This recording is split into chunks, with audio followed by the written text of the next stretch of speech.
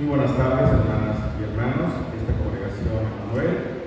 Nos da mucho gusto saludarlos nuevamente y poder llegar a sus hogares y transmitir este culto de Viernes Santo. Para recordar que hace 2000 años murió nuestro Salvador, nuestro Señor Jesucristo en la cruz. Y vamos a dar inicio de este servicio de Viernes Santo. Vamos a ver las Biblias en el Salmo 46 y vamos a leer todos juntos del versículo 8 al 11. Salmos 46, versículo 8 al 11. Lo tenemos en pantalla por si alguno de ustedes no tiene Biblia, ¿verdad? Podemos verlo aquí en esta pantalla.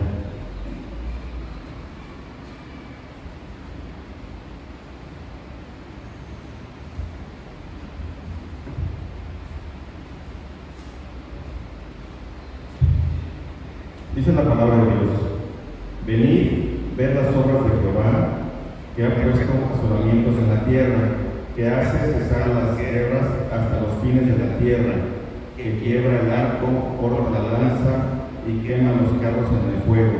Estad quietos y conoced que yo soy Dios. Seré exaltado entre las naciones, enaltecido seré en la tierra.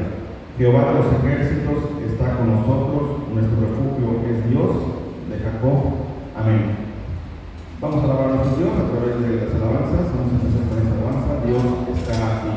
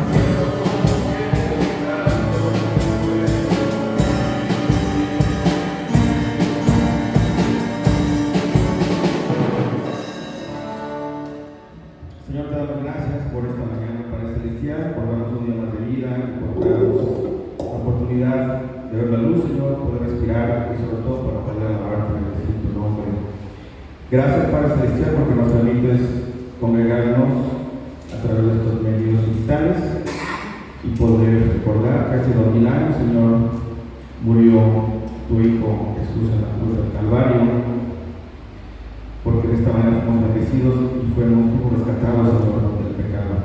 Gracias, Padre Celestial.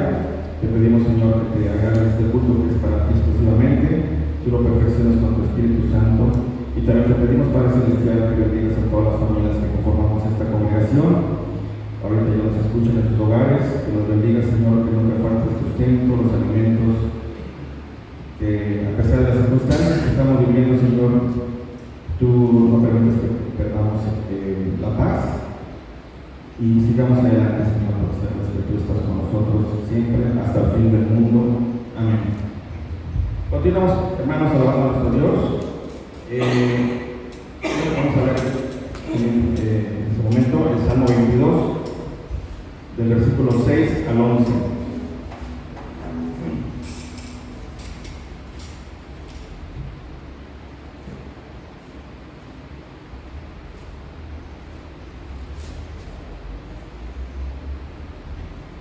Es el Salmo 22, vamos a leer del versículo 6 al 11.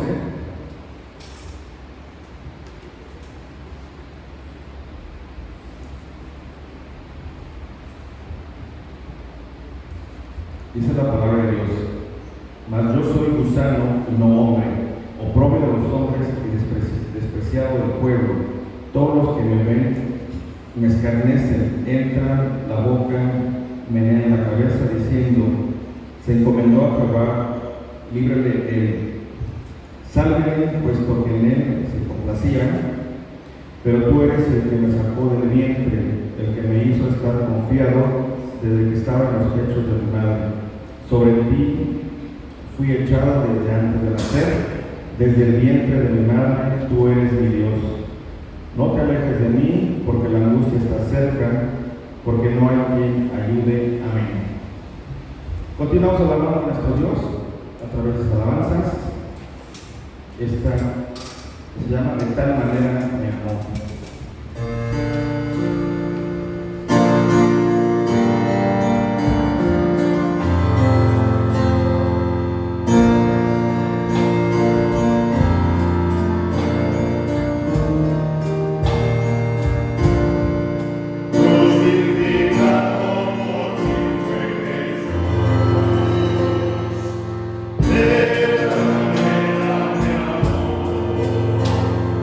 Sepultura fue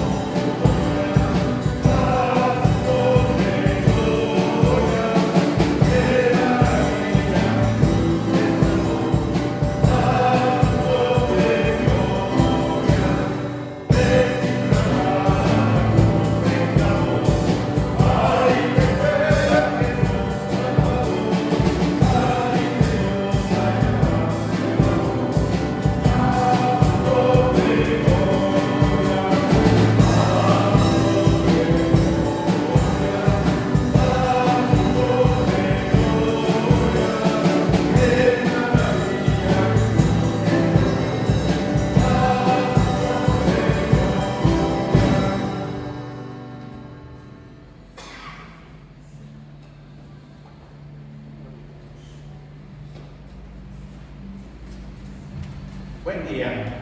Hoy es un día pues diferente porque no podemos estar congregados como ha sido nuestra costumbre año tras año en este día tan especial, pero estamos por estos medios saludándonos y esperando poder alabar al Señor desde nuestros hogares en la unidad que nos da tener un culto único. Y nada más quiero recordar los avisos para este domingo. El domingo próximo, domingo 12, domingo de resurrección, vamos a tener nuestros cultos regulares que van a estar a las 11:15 y 18 horas por las plataformas que ya tenemos, tanto por el Facebook como por YouTube. Entonces, búsquenlo como Congregación Presbiteriana Emmanuel. Y también les queremos invitar porque por la mañana tendremos el culto de resurrección unido del Presbiterio Maranata. Es un esfuerzo donde pastores y diferentes grupos y hermanos han preparado alabanzas para este domingo tan especial, domingo de resurrección, y ahora de manera virtual podemos estar unidos y participar las dos zonas, Costa Chica y Acapulco y Guatanejo, y entonces les invitamos para que a las 7 de la mañana podamos unirnos. Búsquenlo como Presbiterio Maranata en Facebook y ahí estará el culto para que nos alabemos a nuestro Dios por lo que significa este canto de victoria y de alegría, porque la iglesia comenzó a celebrar la resurrección del Señor, que significa la resurrección para una vida y vida en abundancia. Que Dios nos bendiga y vamos a continuar con nuestro culto.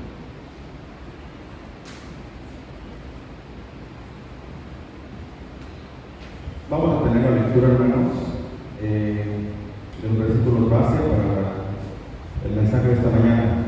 Está en Mateo 27, del versículo 54 al 56. Mateo 27, 54 al 56.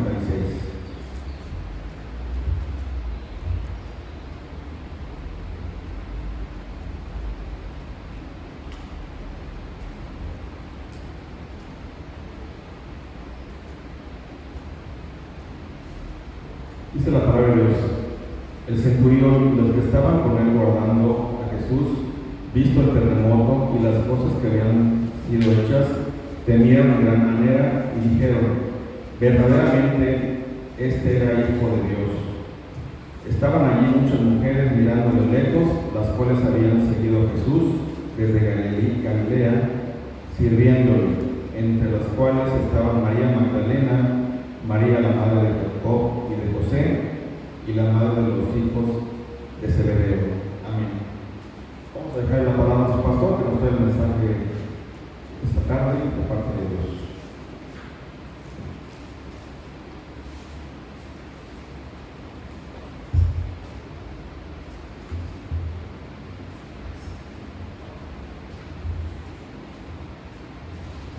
Quisiera que nos pusiéramos un poquito en este interrogatorio. Este es el interrogatorio de la persona más peligrosa para la sociedad judía del primer siglo. Escuchemos lo que dice. Entonces Pilato volvió a entrar en su residencia y pidió que le trajeran a Jesús. ¿Eres tú el rey de los judíos?, le preguntó. Jesús contestó: ¿lo preguntas por tu propia cuenta o porque otros te hablaron de mí? ¿Acaso yo soy judío?, replicó Pilato. Tu propio pueblo y sus principales sacerdotes te trajeron a mí para que yo te juzgue. ¿Por qué? ¿Qué has hecho? Jesús contestó: mi reino no es un reino terrenal. Si lo fuera, mis seguidores lucharían para impedir que yo sea entregado a los líderes judíos. Pero mi reino no es de este mundo. Pilato le dijo: entonces, ¿eres un rey? Tú dices que soy un rey, contestó Jesús. En realidad, yo nací y vine al mundo para dar testimonio de la verdad. Todos los que aman la verdad reconocen que lo que digo es cierto. ¿Qué es la verdad?, preguntó Pilato. Entonces salió de nuevo a donde estaba el pueblo y dijo: este hombre no es culpable de ningún delito.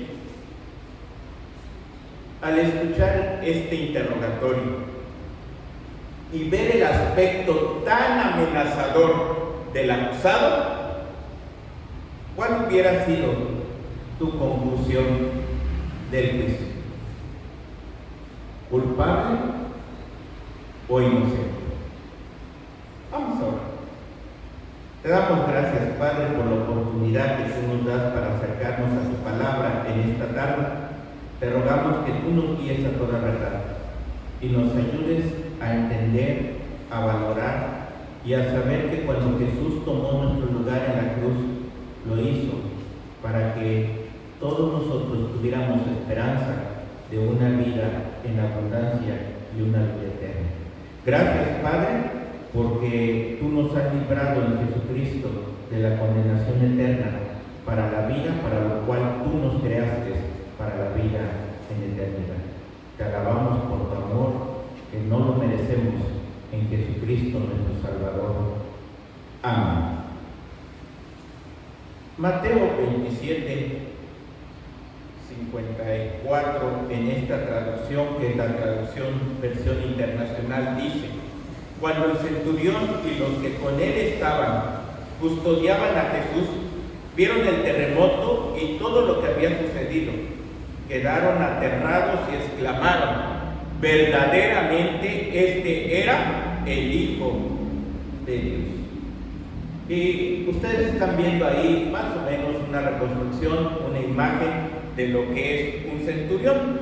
El centurión romano era un oficial encargado de 100 hombres y por lo tanto era un hombre importante dentro de la jerarquía militar. A este oficial en particular le habían dado la alta responsabilidad de supervisar a los crucificados de este día. 3 importantes, el más importante en el centro, Jesús de Nazaret.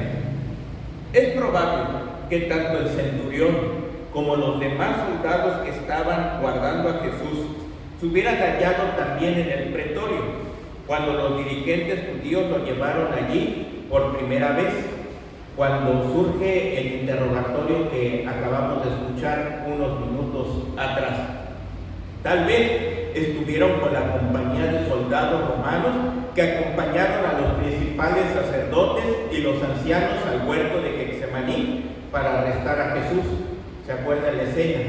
Judas, que ya lo había vendido, Judas fue a buscar a la guardia del templo, los llevó hasta allá al huerto de Getsemaní, donde sabía que su maestro, su señor, su amigo estaba orando. Sabía que era un lugar apartado de la ciudad, oscuro, y que ahí podían encontrarlo. Así que va y señala con un beso, de esta manera traiciona a su maestro, y vienen y lo prenden. Así que probablemente parte de esta guardia estuvo ahí en la noche. Sin duda, habían escuchado las acusaciones contra él que esos dirigentes le hicieron, así como la reiterada declaración que Pilato hiciera de la inocencia de Jesús de cualquier delito contra Roma. Tal vez esos soldados participaron en la flagelación a Jesús, en ponerle la corona de espinas, en burlarse de él, en golpearlo con el cetro simulado.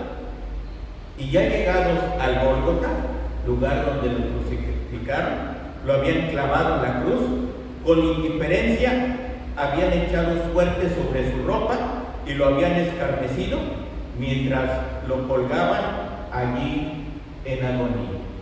Todo eso probablemente este centurión y los que están con él. Si esos hombres hubieran tenido algo de religioso, no hubiera sido que creyeran en un solo Dios, o el Dios de Israel, sino que más bien traerían sus dioses patrios, serían idólatras, hicieran de la guarnición en los cuarteles de Pilato de Cesarea. Lo más probable es que no tuvieran, o que tuvieran muy poco conocimiento del judaísmo y tal vez absolutamente ningún conocimiento anterior acerca de Jesús. Es decir, que para ellos Jesús era un desconocido, un criminal juzgado por las leyes judías y romanas, pero ellos simplemente están cumpliendo con su responsabilidad. Si sabían algo de las enseñanzas o actividades de Jesús, probablemente era de oídas. Se hallaban junto a la cruz solo para cumplir su obligación de asegurarse que la ejecución se llevara a cabo de modo adecuado y sin interferencias, incluyendo esto algún disturbio que pudiera haberse dado en medio del pueblo. Debido a que Pilato había declarado inocente a Jesús, los soldados sabían que él no representaba ninguna amenaza para Roma. Pero debido a que finalmente el gobernador había consentido la crucifixión, no les quedó más alternativa que cumplir con su deber, como ocurría en las legiones romanas.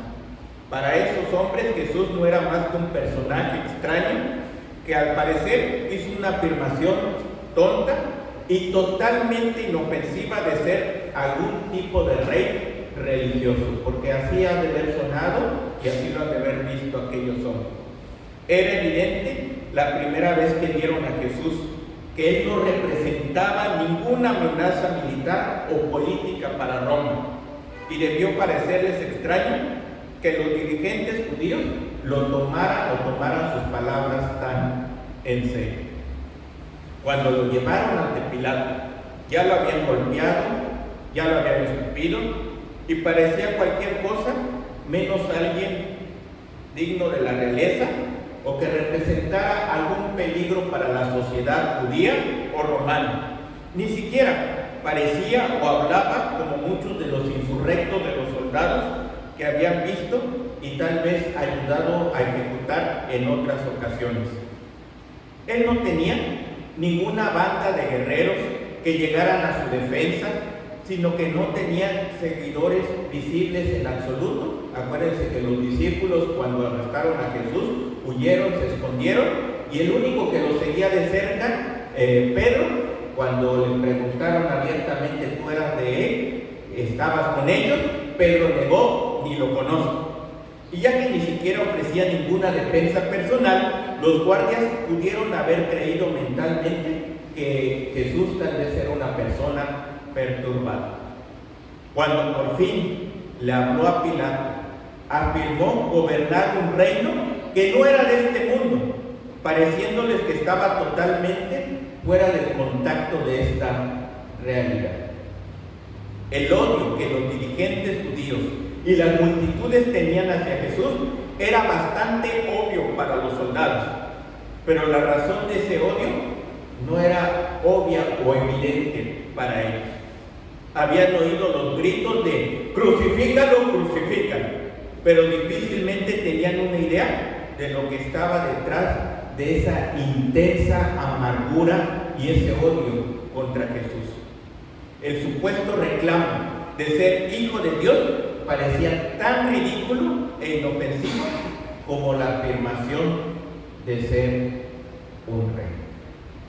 Así que ante este panorama tenemos a un centurión, a una guardia, unos soldados que están con él, que para ese momento, cuando crucifican a Jesús, parece ser simplemente alguien que le tocó perder, ¿sí? Perder en ese momento, el ir a la cruz, porque así lo había pedido el pueblo. El versículo 54 dice en esta traducción, que es la versión internacional: cuando el centurión y los que con él estaban custodiando a Jesús vieron el terremoto y todo lo que había sucedido, quedaron aterrados y exclamaron: verdaderamente este era el Hijo de Dios. Y ustedes verán aquí en la pantalla que marcamos la frase: vieron el terremoto y todo lo que había sucedido y quedaron aterrados. Para decirlo de otra manera, no hay explicación para lo que estamos viviendo. Eso es lo que la conclusión a la que deben de haber llegado, no solamente los soldados romanos, sino todos los que estaban ahí observando la crucifixión. Al comenzar la cuarta hora de la crucifixión, sucedieron varias cosas que cambiaron la actitud de los soldados, y al presenciar el terremoto y las cosas que habían sido hechas, ellos temieron en gran manera.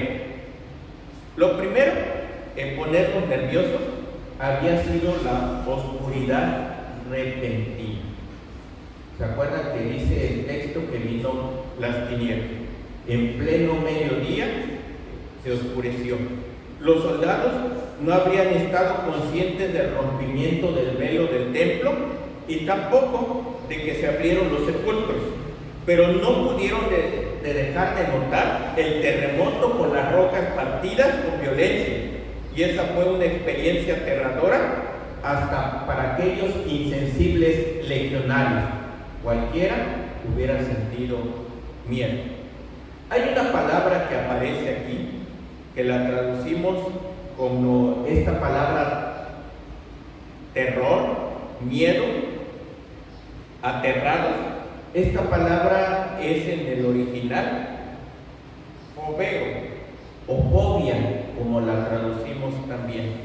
Y este es un temor intenso. Se refiere a un terror puro, al pánico absoluto que causa taquicardia, sudoración profunda y ansiedad extrema. Y si ustedes han escuchado a algunos de las personas que ahorita estamos viviendo en esta pandemia, no solamente en México, sino en el mundo, algunos están así, con un terror terrible, ¿sí? Se quieren esconder de todos, a todos les quieren echar desinfectante. Hemos visto algunas noticias que parecen escalofriantes, porque sobre todo a muchas enfermeras en diferentes partes del mundo que han salido con su uniforme, las han rociado con cloro, las han corrido, dicen nos van a infectar con un terror terrible, apártate de aquí, aléjense. Bueno, pues este es el mismo terror, la misma palabra, la fobia que sintieron esos hombres cuando vieron las tinieblas y observaron que las piedras, las rocas se habían roto por el temblor. Es la forma verbal de la palabra usada por Mateo para describir la reacción de los discípulos al ver a Jesús caminando sobre el agua, creyendo que se trataba de un fantasma. ¿Se acuerdan? Allá en Mateo 14:26, cuando los discípulos lo vieron caminar sobre el agua, quedaron aterrados, llenos de miedo, clamaron: es un fantasma. Y es la misma palabra que aquí se utiliza para estos hombres que están ahí en medio de la crucifixión. También es la palabra usada para describir la reacción de Pedro, Jacobo y Juan cuando vislumbraron la gloria de Jesús y oyeron al Padre hablarle directamente en aquel lugar, en el monte de la Transfiguración, donde se habían encontrado con Moisés y Elías. Dice Mateo 17:5 y 6. No había terminado de hablar cuando una nube brillante los cubrió y desde la nube una voz dijo: este es mi Hijo amado, en quien me da gran gozo escúchenlo a él. Los discípulos estaban aterrados y cayeron rostro en la tierra. Es la misma palabra. Sin embargo, el contexto y las circunstancias del pasaje indicaban con claridad que el centurión y sus hombres temieron algo mucho más grande que las tinieblas y el terremoto. Sintieron que esos sorprendentes fenómenos naturales tenían un origen sobrenatural, y su temor principal no fue a esos acontecimientos mismos, sino al poder divino que estaba detrás de ellos.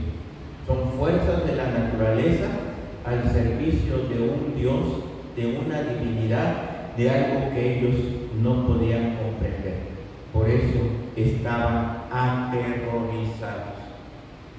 El versículo 54 nos recuerda: cuando el centurión y los que con él estaban custodiando a Jesús vieron el terremoto y todo lo que había sucedido, quedaron aterrados y exclamaron: verdaderamente este era el Hijo de Dios. Y quiero hacer este señalamiento.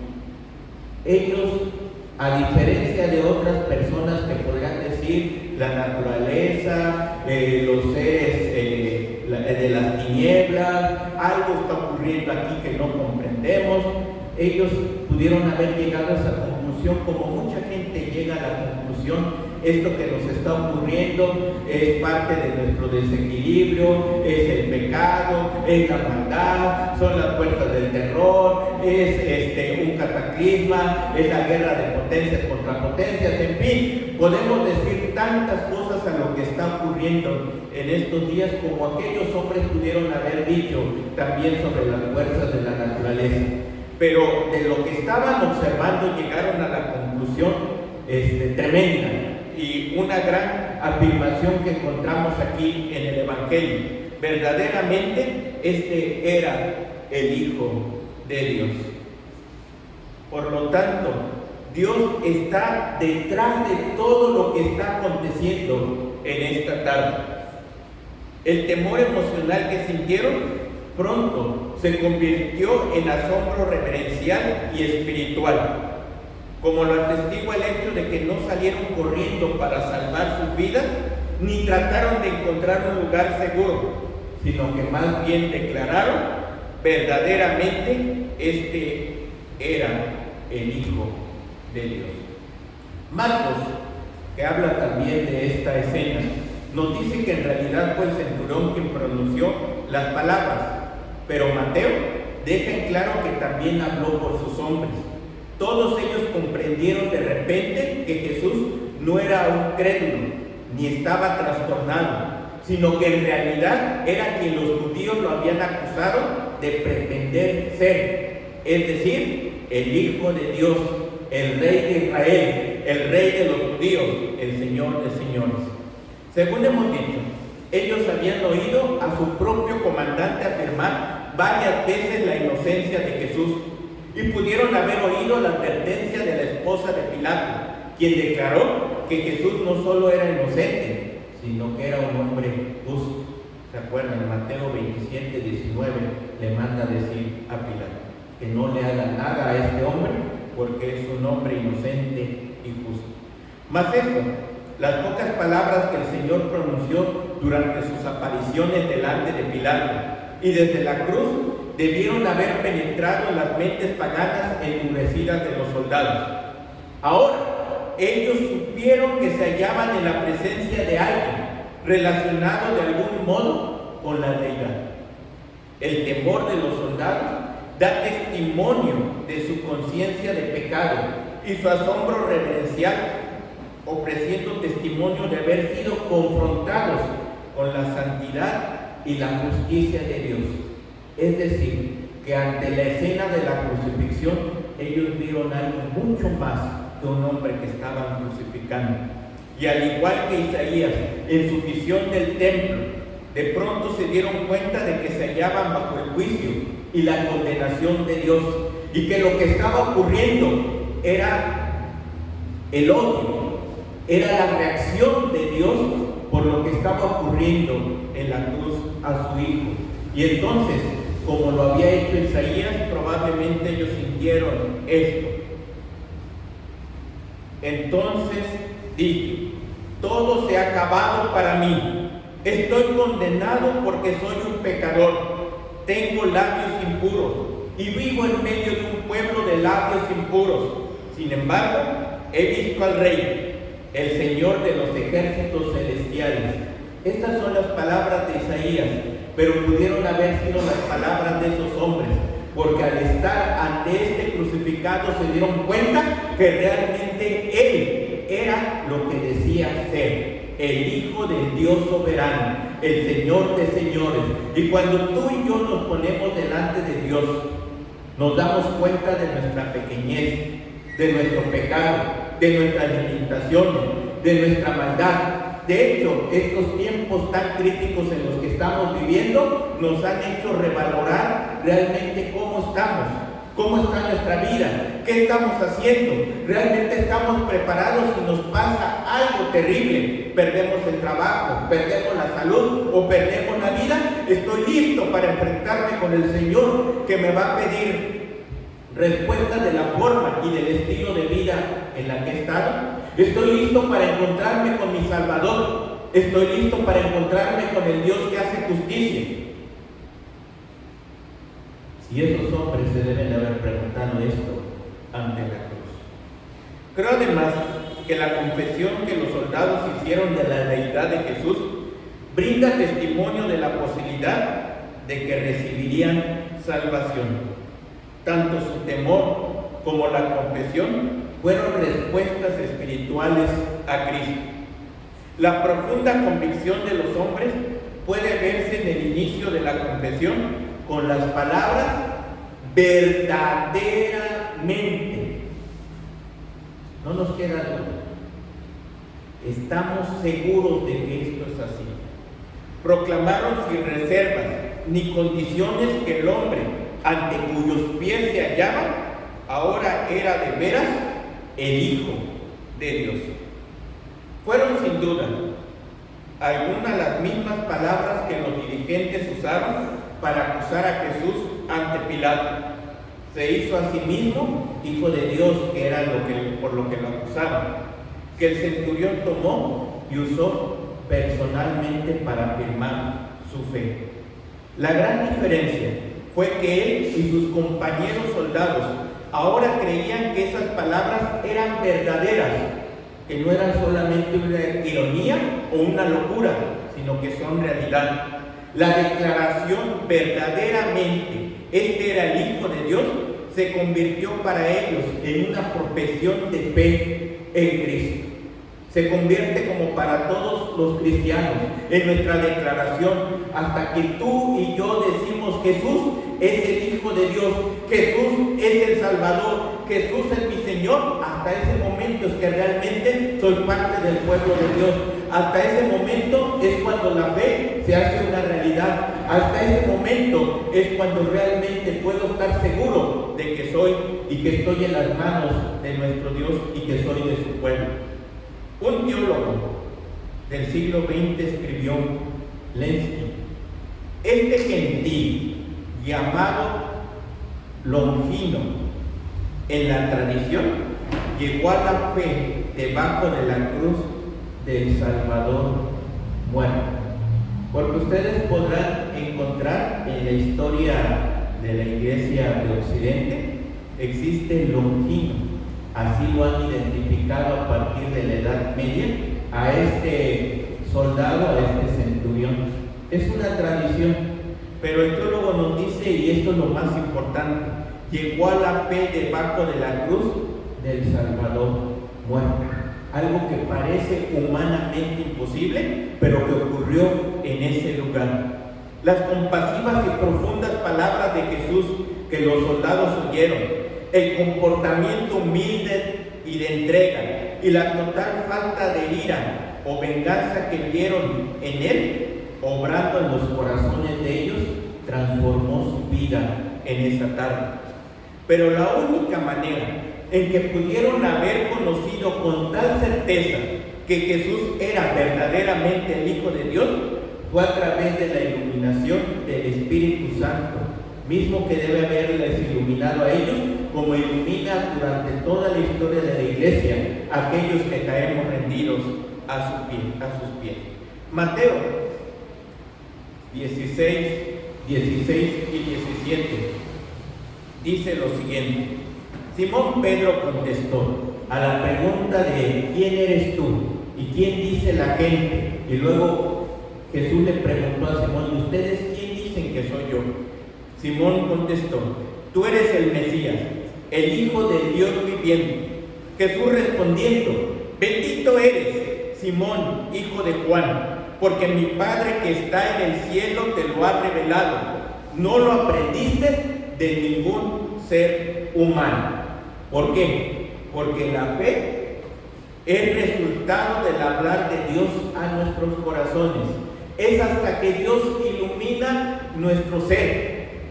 Ocurrió en esa escena de la cruz, cuando todos los demás se burlaban y no veían más que un hombre sufriendo en agonía, un hombre que perdió, digamos, ante sus enemigos judíos y romanos. Estos, el centurión y sus hombres, vieron en él, en este hombre que está muriendo y que acaba de morir, este es verdaderamente el Hijo de Dios.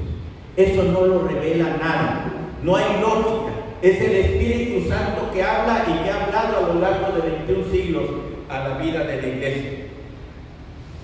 Incluso después de que Pedro hubiera pasado varios años bajo la instrucción de Jesús y hubiera presenciado cientos y quizás miles de milagros que afirmaban la divinidad de él, Jesús le dejó en claro que fue Dios el Padre y no la sabiduría y la comprensión humana del discípulo lo que inspiró su confesión de que Jesús era el Mesías, el Hijo de Dios.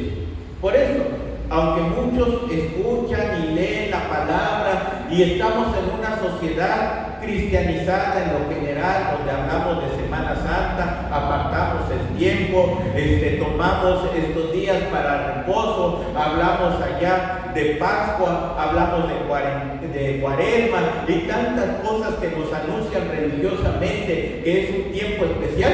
La gran mayoría, si no estuviéramos en la sana distancia, estarían disfrutando de las playas, de los paseos, de los viajes, del descanso o del trabajo. Como muchos inclusive en este momento, que en lugar de estar buscando a Dios y darle gracias por lo que significó su muerte de su Hijo en la cruz, están a lo mejor descansando, viendo otro programa. No pueden salir, pero de todos modos están desatendidos, desapercibidos, indiferentes a lo que es el mensaje de la cruz. Pablo aseguró a los corintios lo siguiente: por lo tanto, quiero que sepan que nadie que habla por el Espíritu de Dios maldice a Jesús, y nadie puede decir que Jesús es el Señor excepto por el Espíritu Santo. Y él hablaba y felicitaba a los corintios. Ellos no conocieron a Jesús como lo conocieron los que estaban ahí en la escena de la cruz, como esta compañía de soldados. No lo conocieron en vida como tú y yo, pero es el Espíritu Santo que le habló a esos hombres de la compañía, como nos habla a nosotros, lo que nos revela que verdaderamente lo que creemos, lo que afirmamos, y Jesús que está muriendo en la cruz es el verdadero Hijo de Dios. Por limitadas que pudiera haber sido la comprensión teológica que tenían en ese momento, esos hombres verdaderamente confesaron al Hijo verdadero de Dios como el Dios verdadero. La fe de los soldados es de gran importancia y lo fue especialmente en la iglesia primitiva. Su testimonio fue, por así decirlo, el propio testimonio final de Jesús desde la cruz. Aunque fue dado después de que hubo muerto, ese testimonio proclamó de forma dramática que su gracia, su amor, su misericordia se extiende a todos los pecadores, incluso a aquellos que le dieron muerte. A todos. Así que todos, aunque hayas hecho lo que hayas hecho en tu vida, por terrible que parezca a los ojos humanos y aún a tus propios ojos, siempre hay esperanza, siempre hay misericordia del Señor. Siempre hay oportunidad de encontrarnos con Él, como estos hombres que lo estaban ejecutando. Durante el mismo proceso de su crucifixión, Jesús se convirtió en el objeto de la fe de quienes lo crucificaban. La oración del Señor, cuando después de que fue colgado, le dijo a su Padre: Padre, perdónanos porque no saben lo que hacen, no quedó sin respuesta. En primer lugar, uno de los ladrones que había estado burlándose de Cristo se volvió a la fe en Él. ¿Se acuerdan? La otra, después de que Jesús hubiera exhalado su último aliento, los hombres que habían golpeado, ultrajado y crucificado a Cristo se volvieron a Él y fueron perdonados y salvados. Esto es algo que el mismo Jesús ya había profetizado y que se cumple en esta escena. En Juan 12:32 dice: y cuando yo sea levantado de la tierra, atraeré a todos hacia mí. cuando yo sea levantado. También aparece en el capítulo 3, allá cuando tiene el diálogo con Nicodemo. Cuando sea levantado es para el evangelista símbolo de la cruz. Una respuesta que contrasta con la de los soldados que ven la multitud de observadores alrededor de la cruz. Dice Lucas 23:48, y toda la multitud de los que estaban presentes en este espectáculo vieron lo que había acontecido y se golpeaban el pecho y regresaban a su casa. Al igual que los soldados, aquellas personas se asustaron por las tinieblas y el terremoto. Y también, al igual que los soldados, se dieron cuenta de que esos aterradores fenómenos no fueron causados de manera natural. Muchos en el gentío sin duda habían oído predicar a Jesús y lo habían visto realizar milagros. Tal vez algunos de ellos habían sido curados por él. Estos sabían mucho mejor que los soldados lo que Jesús representaba y lo que afirmaba ser. Sabían cómo había desterrado toda enfermedad de Palestina y que incluso había resucitado personas de los muertos. Recordaban que con el resto de la multitud, pocos días antes, habían aclamado a Jesús como el Mesías. Habían oído las misericordiosas palabras de Jesús desde la cruz y no pudieron haber dejado de sospechar que la mano de Dios estaba en los asombrosos acontecimientos que ahora presenciaban. Sin embargo, mientras se volvían golpeándose el pecho en temor y remordimiento, no mostraban ninguna señal de arrepentimiento. Tal vez estaban abrumados por una sensación de culpa y opresión por haber participado en la ejecución de un hombre inocente. Tal vez se sintieron apenados por él, pero no trataron de ayudarlo. Sabían que estaban bajo el juicio del Señor, pero no buscaron su misericordia. No le prestaron ayuda a Cristo, ni buscaron la ayuda de Él. Y en lugar de volverse a Él, como lo hicieron los soldados, simplemente se alejaron. Es probable que muchas personas en este gentío finalmente regresaran en fe a Jesús. Pocas semanas después, al oír la acusación de Pedro de que a este Jesús, a quien vosotros crucificaste, Dios lo ha hecho Señor y Cristo, aquello que dice en Pentecostés, muchos de sus oyentes dicen que se compungieron de corazón y dijeron a Pedro y a los otros apóstoles: varones hermanos, ¿qué haremos? Después que él explicara el camino de la salvación, muchos que habían estado en el gentío debajo de la cruz se contaron probablemente entre los 3,000 creyentes convertidos en el día de Pentecostés. Pero las convicciones de la mayoría de aquellos que se alejaron de Jesús en la cruz permanecieron superficiales, y la semilla del Evangelio no pudo echar raíces y crecer en fe salvadora. Segunda de Corintios 7:10 dice: pues la clase de tristeza que Dios desea que suframos nos aleja del pecado y trae como resultado salvación. No hay que lamentarse por esa clase de tristeza, pero la tristeza del mundo, al cual le falta arrepentimiento, resulta en muerte espiritual. La gran mayoría se fue triste, compungido, lamentando. Otros dijeron: era un impostor, un blasfemo, un hereje. Algunos dijeron: lo consiguieron sus enemigos. Y unos cuantos, entre estos el centurión y sus hombres, salieron de ahí transformados. A diferencia de aquellos a quien Pablo elogió en Corinto, la mayor parte de quienes se golpearon el pecho en el Gólgota no experimentaron el verdadero gozo de la salvación. Y hoy te pregunto: Cuando terminen estos días difíciles, estos días de la epidemia COVID-19, ¿cómo responderás?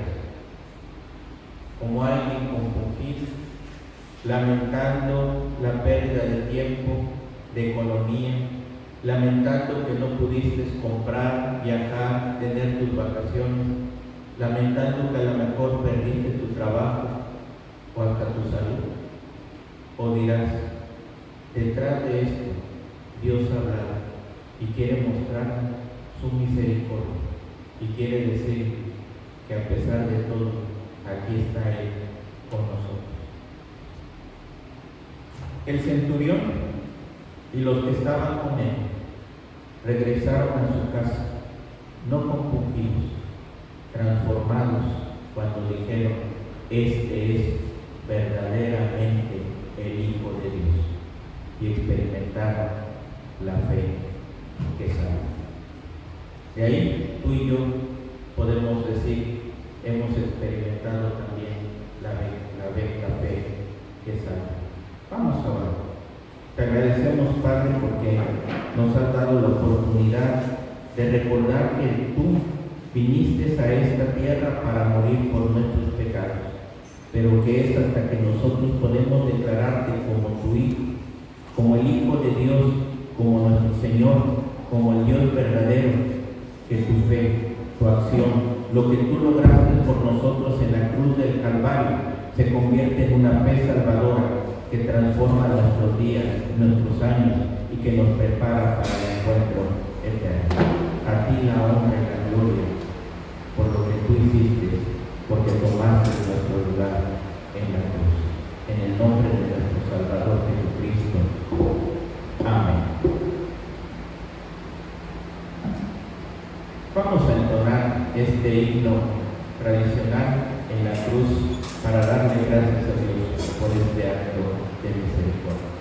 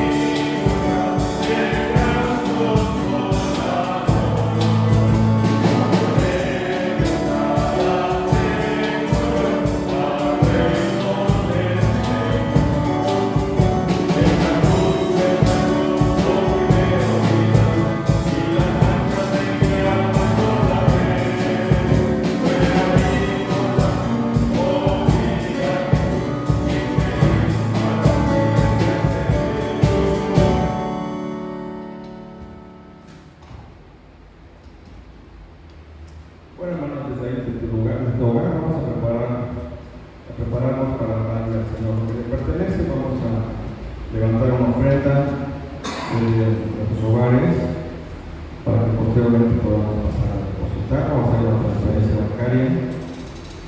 Bueno, ahorita va a aparecer en la pantalla, la cuenta que tenemos disponible para ello. Dice la palabra de Dios en Éxodo 25, del 1 al 2. Jehová habló a Moisés diciendo: di a los hijos de Israel que tomen para mi ofrenda. De todo varón que la diere de su voluntad, de corazón, tomaréis mi ofrenda. Vamos a toda esta alabanza en lo que levantamos las ofrendas.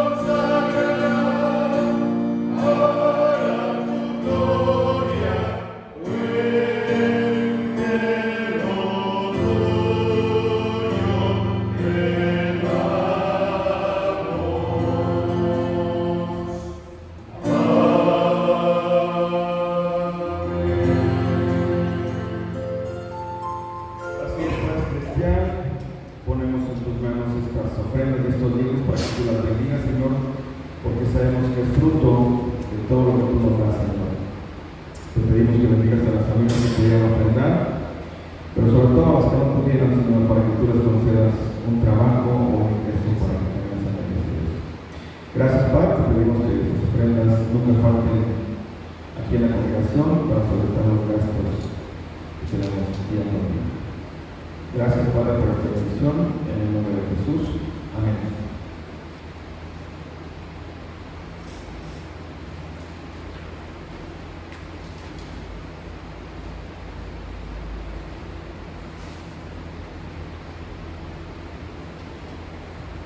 Vamos a orar. Y ahora, mis amados hermanos y hermanas, que la gracia de nuestro Señor Jesucristo, el amor de Dios el Padre, la comunión y pastoreo de su Espíritu, sea con cada uno de nosotros, nuestra familia, con esta congregación presbiteriana Emmanuel y con todo su pueblo, ahora y siempre. Amén. Les recuerdo que el domingo a las 7 tendremos la transmisión del culto del Presbiterio Maranata y a las 11:15 y 18 horas tendremos nuestros cultos de resurrección por Facebook y YouTube, Congregación Presbiteriana Emmanuel. Que Dios nos bendiga.